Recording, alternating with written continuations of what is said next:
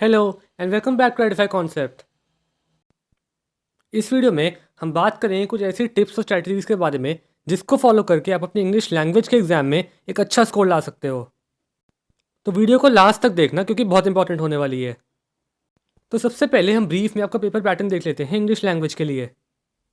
Although ये आपको पता होगा बट हम ब्रीफ में देख लेते हैं ताकि आपको कोई भी कन्फ्यूजन ना रहे। तो इंग्लिश लैंग्वेज का एग्जाम होता है 80 मार्क्स का एंड क्वेश्चन 1 आपका होगा कॉम्पोजिशन का फॉर 20 मार्क्स।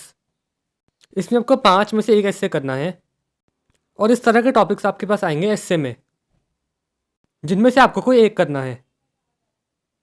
देन क्वेश्चन 2 होगा लेटर का जिसमें आपके पास एक चॉइस आएगी बिटवीन फॉर्मल और इनफॉर्मल लेटर जिनमें से आपको कोई एक करनी है फॉर 10 मार्क्स। देन क्वेश्चन 3 में होंगे नोटिस और ईमेल। 5 मार्क्स का नोटिस होगा और 5 मार्क्स की ईमेल होगी, तो टोटल हो गए 10 मार्क्स। देन क्वेश्चन 4 होगा कॉम्प्रीहेंशन का फॉर 20 मार्क्स। कॉम्प्रीहेंशन में 3 एमसीक्यूज होंगे वर्ड मीनिंग्स के, उसके बाद क्वेश्चन आंसर होंगे फॉर 9 मार्क्स और लास्ट में प्रेसी होगी फॉर 8 मार्क्स। देन आपके पेपर का फाइनल क्वेश्चन होगा ग्रामर का फॉर 20 मार्क्स एंड ग्रामर में ये सब चीज़ें आपसे पूछी जाएंगी।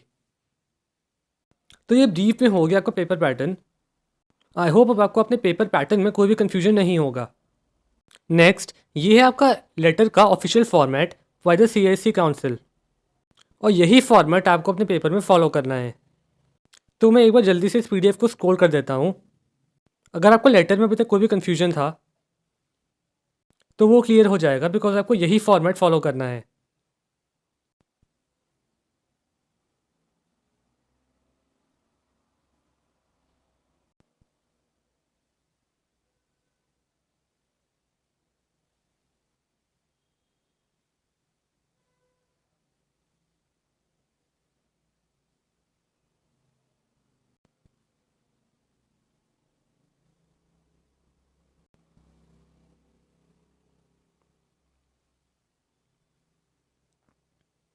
अब ये है आपका ऑफिशियल ईमेल और नोटिस का format by the CISC council.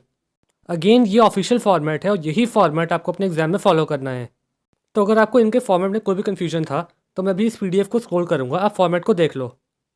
इस फॉर्मेट को फॉलो करोगे तो आपके कोई भी मार्क्स नहीं कटेंगे।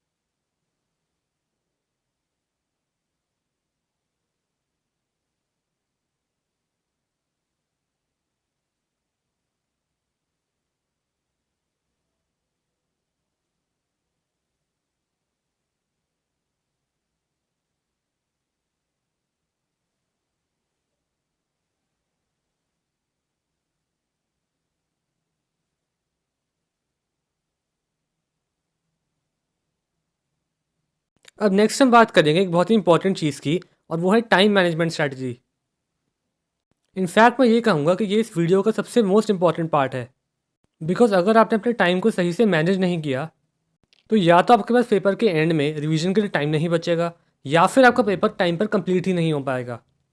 इसलिए टाइम को मैनेज करना बहुत ज़रूरी है एंड अगर आप इस स्ट्रैटेजी को फॉलो करते हो तो आपका पेपर टाइम पर कंप्लीट भी होगा और आपके पास लास्ट में रिवीजन के लिए 10 मिनट्स भी ज़रूर बचेंगे। तो इंग्लिश लैंग्वेज का पेपर आपका होगा 2 घंटे का, ये आपको पता होगा। अब बेस्ट क्या है कि आप पेपर स्टार्ट करो लास्ट क्वेश्चन से यानी क्वेश्चन 5 से, ग्रामर से, और ग्रामर में आप लगा सकते हो मैक्सिमम 15 मिनट। उसके बाद आप कॉम्प्रीहेंशन पे आप 20 मिनट लगा सकते हो। देन आ जाओ नोटिस और ईमेल पे, नोटिस और ईमेल में अगेन आप 20 मिनट लगा सकते हो। देन करो question 2 letter for again 20 minutes और लास्ट में आप एस्से कर सकते हो और एस्से में आप 35 मिनट्स लगा सकते हो। अगर आप पेपर इस फॉर्मेट में करते हो और इन सारे क्वेश्चंस को इतने टाइम लिमिट में कंप्लीट कर लेते हो तो लास्ट में आपके पास 10 मिनट बचेंगे रिवीजन के लिए। तो इस स्ट्रैटेजी को फॉलो करना ताकि आपका पेपर टाइम पर कंप्लीट भी हो और आपके पास लास्ट में रिवीजन के लिए टाइम ज़रूर बचे। और रिवीजन में खासकर चेक करना कि आपने कोई स्पेलिंग एरर ना करा हो, कोई पंचुएशन एरर ना करा हो और ग्रामर में कोई एरर ना करा हो। तो ये 10 मिनट्स को इस चीज़ के लिए यूटिलाइज़ करना। अब लास्ट में हम कुछ बात करेंगे कुछ इंपॉर्टेंट टिप्स के बारे में जो कि आपको पता होनी चाहिए। पहली चीज़, ये चीज़ याद रखना कि फॉर्मल लेटर में आपको अपना पूरा नाम लिखना होता है और इनफॉर्मल लेटर में खाली फर्स्ट नाम लिखना होता है। तो इस पॉइंट को याद रखना। एक सजेशन मैं और दूंगा कि एमसीक्यूज़ में कोशिश करना कि आप पूरा सेंटेंस लिखो, खाली ऑप्शन नंबर नहीं। यानी ऑप्शन नंबर के आगे जो पूरा सेंटेंस या स्टेटमेंट लिखी है उसको भी आप लिखना है एमसीक्यूज़ में। इससे क्या होता है कि अगर आपने ऑप्शन नंबर गलती से गलत लिख दिया हो तो अगर आपके आगे की स्टेटमेंट सही होगी तो जनरली आपको मार्क्स मिल जाते हैं, बिकॉज उस केस में एग्जामिनर समझ जाते हैं कि आपने ऑप्शन नंबर को गलती से गलत लिख दिया होगा। अगर आप खाली ऑप्शन नंबर लिखते हो और सेंटेंस आगे या स्टेटमेंट जो आगे गिवन है उसके नहीं लिखते हो और अगर बाई चांस ऑप्शन नंबर आपका गलत हो गया, आपने गलती से गलत लिख दिया ऑप्शन नंबर, तो फिर आपके मार्क्स कट जाएंगे। तो ऑप्शन नंबर के आगे तो स्टेटमेंट गिवन है उसको भी लिखना एमसीक्यूज़ में। एंड नंबर 3, एसेज में वर्ड लिमिट बहुत इंपॉर्टेंट है। वर्ड लिमिट से कम तो बिल्कुल मत लिखना और कोशिश करना कि वर्ड लिमिट ज़्यादा एक्सीड भी ना हो। 10-20 वर्ड्स आप वर्ड लिमिट से ज़्यादा लिख सकते हो, बट वर्ड लिमिट से कम तो बिल्कुल नहीं होना चाहिए, नहीं तो आपके मार्क्स डेफिनेटली कटेंगे।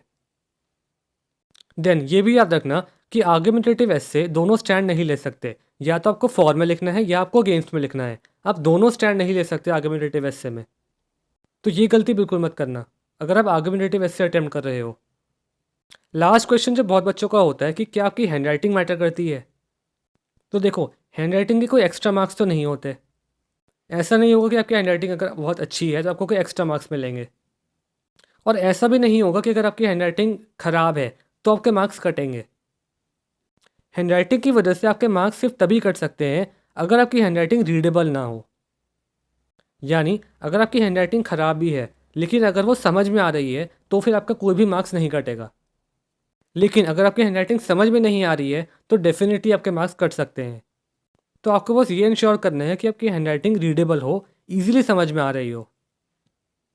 बाकी अच्छी या बुरी हैंड राइटिंग के कोई मार्क्स ना मिलते हैं और ना कटते हैं। तो बस ये इंश्योर करो कि आपकी हैंड राइटिंग रीडेबल हो।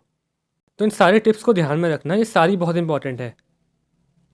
So that's it for this video. I hope आपको इस वीडियो से हेल्प मिली होगी। अगर आपने अभी इस चैनल को सब्सक्राइब नहीं किया है तो सब्सक्राइब कर लो, बिकॉज बाकी सब्जेक्ट्स के लिए भी आपको ऐसी वीडियोस इस चैनल पर मिलती रहेंगी। तो at last, all the best for the exam. Thanks for watching.